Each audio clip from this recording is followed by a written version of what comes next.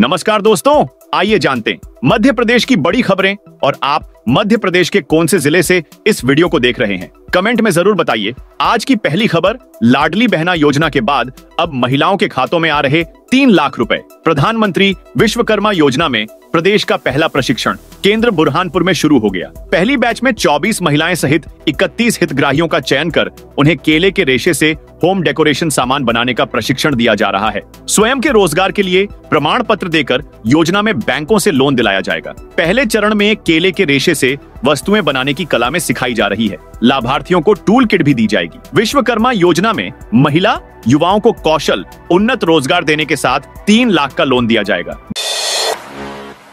बिजली उपभोक्ताओं की ई-केवाईसी के बाद सीधे खाते में आएगी सब्सिडी। बिजली कंपनी मीटर रीडरों के माध्यम से उपभोक्ताओं की ई-केवाईसी कर रहे हैं, जिसके बाद बिजली कंपनी की सब्सिडी उपभोक्ताओं के बैंक खाते में सीधा पहुंच सकेगी। बिजली कंपनी के मीटर रीडर उपभोक्ता के घर घर जाकर उसकी समग्र आईडी, आधार कार्ड और बैंक खाते को बिजली कंपनी के कनेक्शन नंबर से जोड़कर ई-केवाईसी कर रहे हैं।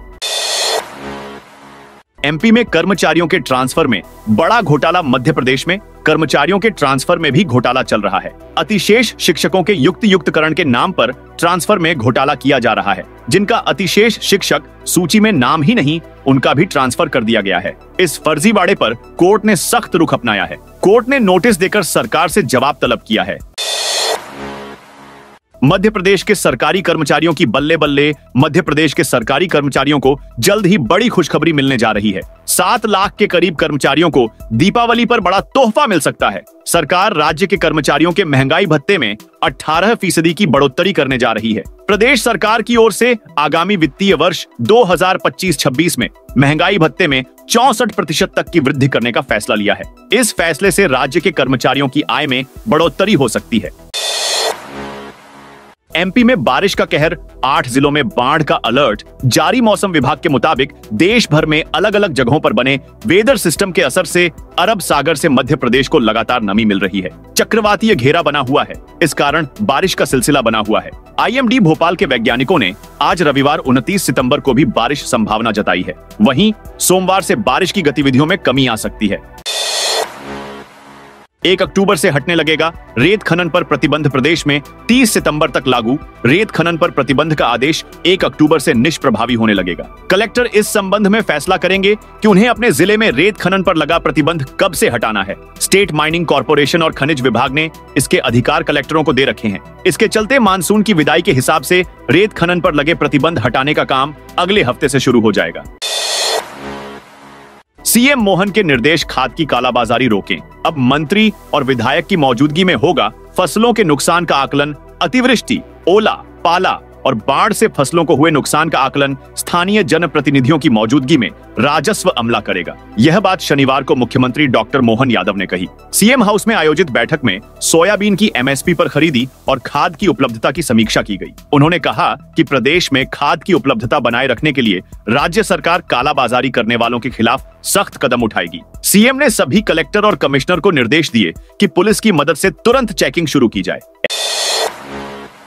एमपी में पुलिस आरक्षक भर्ती में बड़ा अपडेट। मध्य प्रदेश में पुलिस आरक्षक भर्ती में बड़ा अपडेट सामने आया है। परीक्षा के चुने गए उम्मीदवारों की मुश्किलें कुछ बढ़ गई हैं। दरअसल इस परीक्षा में फिजिकल टेस्ट की तारीखों में बदलाव कर दिया गया है। फिजिकल टेस्ट के लिए नई तारीखों का ऐलान भी कर दिया गया है। एमपी पुलिस आरक्षक भर्ती और के लिए शारीरिक दक्षता परीक्षण यानी फिजिकल टेस्ट 30 सितंबर, 1 अक्टूबर और 2 अक्टूबर 2024 को आयोजित किए गए थे। इन तिथियों को निरस्त करते हुए फिजिकल टेस्ट आगे बढ़ा दिया गया है। पुलिस आरक्षक भर्ती कांस्टेबल के लिए फिजिकल टेस्ट अब 18, 19 एवं 20 नवंबर को होंगे।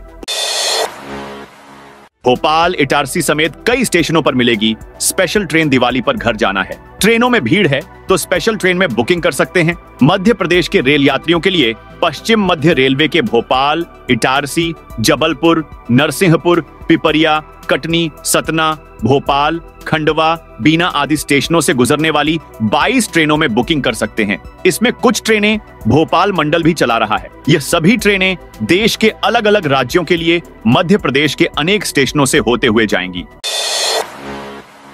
केंद्रीय पर्यावरण, वन और जलवायु परिवर्तन मंत्रालय के निर्देश पर हर साल 15 जून से 30 सितंबर के बीच रेत खनन का काम प्रतिबंधित कर दिया जाता है। उज्जैन में रामघाट डूबा, शिवपुरी में डैम के गेट खुले, monsoon trough, low pressure area और साइक्लोनिक सर्कुलेशन की एक्टिविटी कमजोर पड़ने से मध्य प्रदेश में अब तेज बारिश का दौर थम जाएगा। रविवार को भोपाल, इंदौर समेत पूरा प्रदेश भीगेगा जरूर, लेकिन भारी बारिश जैसी स्थिति नहीं रहेगी। हल्की बारिश के साथ गरज चमक के आसार हैं। उज्जैन में सुबह से बारिश हो रही है। रामघाट के प्लेटफॉर्म तक शिप्रा नदी का पानी पहुंच गया है। शिवपुरी में शनिवार देर रात मड़ीखेड़ा के अटल सागर डैम के 2 गेट खोल दिए गए। बीजेपी का मेंबर बनाने पेड़ पर चढ़ रहे कार्यकर्ता बीजेपी के सदस्यता अभियान के दौरान पूरे मध्य प्रदेश में अजब गजब नजारे सामने आ रहे हैं। ताजा मामला सीधी और कटनी का है। सीधी जिले के कुसुमी में भाजपा समर्थकों को पेड़ पर चढ़कर पार्टी की सदस्यता के लिए मिस्ड कॉल करना पड़ रहा है। कटनी के उमरियापान में बीजेपी कार्यकर्ता रात के अंधेरे में छत पर बैठकर लोगों को पार्टी की सदस्यता दिलवा रहे हैं। अब गैर बासमती सफेद चावल होगा। एक्सपोर्ट बासमती के अलावा देश में पैदा होने वाले दूसरे प्रकार के सफेद चावल को अब दूसरे देशों में एक्सपोर्ट किया जाएगा। चावल उत्पादक किसानों की मांग पर केंद्रीय कृषि मंत्रालय ने यह फैसला लिया है। केंद्रीय कृषि मंत्री शिवराज सिंह चौहान ने इसकी जानकारी दी है। फॉरेस्ट गार्ड से 165 करोड़ की वसूली होगी। मध्य प्रदेश के वन विभाग में 6592 वन रक्षकों को ग्रेड पे के हिसाब से ज्यादा वेतन दिए जाने के मामले में सरकार ने करीब 165 करोड़ की रिकवरी निकाली है। इस आदेश के बाद पूर्व सीएम कमलनाथ ने ऑडिटर जनरल ऑफिस ग्वालियर द्वारा किए जाने वाले ऑडिट पर सवाल उठाए हैं। पूर्व सीएम कमलनाथ ने रविवार को एक्स पर लिखा, मध्य प्रदेश की भाजपा सरकार ने वर्तमान में सेवारत वन रक्षक फॉरेस्ट गार्ड से लगभग 165 करोड़ रुपए की वसूली निकाली है। यह राशि उनके वेतन से वसूल किए जाने के आदेश जारी हुए हैं। यह राशि उनके वेतन में पिछले 18 साल से लगातार हो रहे भुगतान से वसूल करने के निर्देश वित्त विभाग ने जारी किए हैं। प्रदेश के 6592 वन रक्षकों से लगभग 145 करोड़ की वसूली प्रस्तावित है। अशोकनगर जिले में बीते 3 दिन तक रुक रुक कर हुई बारिश ने किसानों की फसलों को तबाह कर दिया है। खेत के खेत पानी से लबालब है, जिसके कारण से जिन खेतों की फसल डूब गई है, चाहे वह कटी फसल हो या खड़ी, लगभग सभी फसलों में नुकसान हुआ है। कटी हुई फसलों के दाने झड़ चुके हैं और वह अंकुरित हो गए, जबकि खड़ी फसलों की फलियां झड़ने लगी हैं। मध्य प्रदेश के सतना जिले से बीते साल अलग हुए मेहर जिले में बस और ट्रक की भीषण टक्कर के कारण हुई 10 यात्रियों की मौत के हादसे को लेकर सूबे के मुखिया मोहन यादव ने दुख व्यक्त किया है। उसी के साथ उन्होंने बाबा महाकाल से घायलों के जल्द स्वास्थ्य होने की प्रार्थना भी की है। इसी के साथ मुख्यमंत्री ने हादसे में जान गंवाने वालों के परिजन को आर्थिक सहायता राशि जल्द से जल्द दिलाने की घोषणा की है। वहीं हादसे के घायलों को समुचित इलाज की व्यवस्था करने के निर्देश दिए हैं। शिवराज सिंह चौहान के गढ़ में होगा उपचुनाव का बहिष्कार। मध्य प्रदेश के पूर्व मुख्यमंत्री शिवराज सिंह चौहान ने जब से दिल्ली में केंद्रीय कृषि मंत्री की कुर्सी संभाली है, तब से ही उनके गृह क्षेत्र बुधनी में कुछ ठीक नहीं चल रहा है। हफ्ते भर के अंदर बुधनी विधानसभा में किसानों के द्वारा 2 बड़े आंदोलन हो चुके हैं। अब किसानों द्वारा एक और आंदोलन की तैयारी है, जिसमें हजारों ट्रैक्टरों की मशाल रैली निकाली जानी है। किसानों की मांग है कि सरकार सोयाबीन पर एमएसपी 6000 रुपए प्रति क्विंटल करे, वहीं पर एमएसपी 3000 रुपए, धान पर 3100 रुपए और मक्का पर एमएसपी 2500 रुपए प्रति क्विंटल करने की मांग की जा रही है।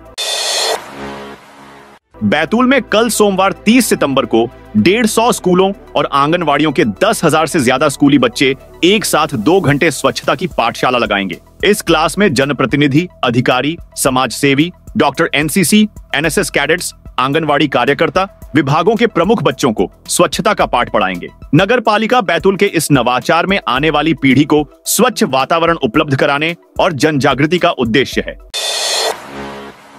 मध्य प्रदेश के उज्जैन में एक भाजपा नेता की हरकत ने सियासत को गर्म कर दिया है। यहां प्रदेश सरकार में राज्य मंत्री और उज्जैन के प्रभारी मंत्री गौतम टेटवाल के साथ प्रसाद का निरीक्षण करने महाकाल मंदिर पहुंचे जिला महामंत्री संजय अग्रवाल ने प्रसाद बनने में इस्तेमाल होने वाली दाल को ढेर से उठाकर चखा और बची दाल को वापस चक्की में पीसने के लिए फेंक दिया। भाजपा नेता द्वारा की गई यह हरकत कैमरे में कैद हो गई, जिससे कांग्रेस भाजपा पर हमलावर है। कांग्रेस के नेता भाजपा पर श्रद्धालुओं की आस्था को ठेस पहुंचने का आरोप लगा रहे हैं। मामले को तूल पकड़ता देख दाल चखने वाले भाजपा नेता ने वीडियो जारी कर सफाई दी, जिसमें उन्होंने माफी भी मांगी है।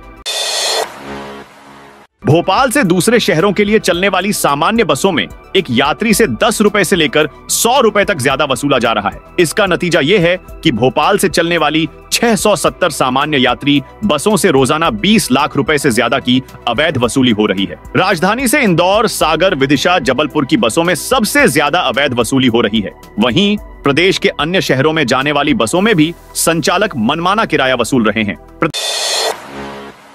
प्रधानमंत्री नरेंद्र मोदी 114वीं बार मन की बात कार्यक्रम के जरिए देशवासियों को संबोधित किया। कार्यक्रम को संबोधित करते हुए प्रधानमंत्री मोदी ने कहा कि आज का एपिसोड मुझे भावुक करने वाला है। कारण यह है कि मन की बात की हमारी इस यात्रा को 10 साल पूरे हो रहे हैं। पीएम मोदी ने कहा कि 10 साल पहले मन की बात कार्यक्रम की शुरुआत 3 अक्टूबर को विजयादशमी के दिन हुई थी। यह कितना पवित्र संयोग है कि इस साल 3 अक्टूबर को जब मन की बात कार्यक्रम के 10 साल पूरे होंगे तब नवरात्रि का पहला दिन होगा। इस लंबी यात्रा के कई ऐसे पड़ाव हैं जिन्हें मैं कभी भूल नहीं सकता। बुंदेलखंड मेडिकल कॉलेज के आई विभाग ने कॉर्निया ट्रांसप्लांट शुरू कर दिया है। 4 दिन पूर्व दान में मिली 2 कॉर्निया को जरूरतमंद मरीज को लगा दिया गया है। यह पहला अवसर है जब बुंदेलखंड के किसी भी सरकारी अस्पताल में कॉर्निया ट्रांसप्लांट हुआ है। कॉर्निया ट्रांसप्लांट से क्षेत्र के 2 गरीब मरीजों के जीवन में दोबारा से रोशनी लौटी है। वहीं बीएमसी में कॉर्निया ट्रांसप्लांट शुरू होने से क्षेत्र के उन जरूरतमंदों को भी उम्मीदें जगी हैं जो हादसों या बीमारियों में अपनी आंखों की रोशनी गंवा चुके हैं। लाभान्वित मरीजों का चयन जांच व जरूरत के अनुसार किया गया था। हालांकि गाइडलाइन अनुसार इन मरीजों का नाम गोपनीय रखा गया है। जिस जमीन पर मस्जिद वो रिकॉर्ड में मंदिर की, अयोध्या, काशी और मथुरा जैसा जबलपुर में भी हुआ है। गायत्री बाल मंदिर के नाम से रजिस्टर्ड जमीन पर मस्जिद बना दी गई। यह आरोप 26 सितंबर को विश्व हिंदू परिषद के विभाग संयोजक सुमित सिंह ठाकुर का था। उन्होंने यह भी कहा था 10 दिन में प्रशासन एक्शन नहीं लेता है तो नवरात्र के बाद जानकारी भी नहीं लगेगी, विवादित स्थल टूटा मिलेगा। मस्जिद मध्य प्रदेश की संस्कार धानी जबलपुर में रांझी तहसील के मड़ई गांव में है। इंदौर में सोना लगातार महंगा होता जा रहा है। 24 जुलाई को केंद्रीय बजट आने के बाद जहां सोने के भाव में गिरावट आई थी और वह 70,000 रुपए प्रति 10 ग्राम के भाव पर पहुंच गया था, वहीं अब सोना 77,000 रुपए प्रति 10 ग्राम के भाव को पार कर चुका है। सोना चांदी व्यापारियों का अनुमान है कि सोना नवरात्र तक 80,000 रुपए प्रति 10 ग्राम के भाव तक पहुंच जाएगा। केंद्रीय बजट में सरकार ने सोने पर से कस्टम ड्यूटी 15 से घटाकर 6% कर दी थी, जिसके बाद इंदौर में सोने के भाव में 3,000 रुपए तक की गिरावट देखने को मिली थी। लेकिन सरकार द्वारा हटाई गई कस्टम ड्यूटी का ज्यादा फर्क सोने के भाव पर देखने को नहीं मिल रहा है। अगर सरकार ने बजट में कस्टम ड्यूटी नहीं घटाई होती तो सोना कब से ही 80,000 रुपए के आंकड़े को पार गया होता। अगर पुराने भाव के हिसाब से देखें तो आज सोने का भाव लगभग 84,502 रुपए प्रति 10 ग्राम होता। एमपी में नवंबर दिसंबर में बिजली की खपत बढ़ेगी। रब्बी सीजन में सिंचाई कार्य में बिजली की डिमांड बढ़ेगी, यानी नवंबर दिसंबर में बिजली की खपत बढ़ेगी, जिससे बिजली कंपनी के सामने चुनौतियां रहेगी, जिससे निपटने के उपायों पर अब फोकस किया जा रहा है। इसमें ग्रामीण फीडर की क्षमता बढ़ाए जाने से लेकर मेंटेनेंस होगा। दोस्तों, यह थी मध्य प्रदेश की दिन भर की ताजा और बड़ी खबरें।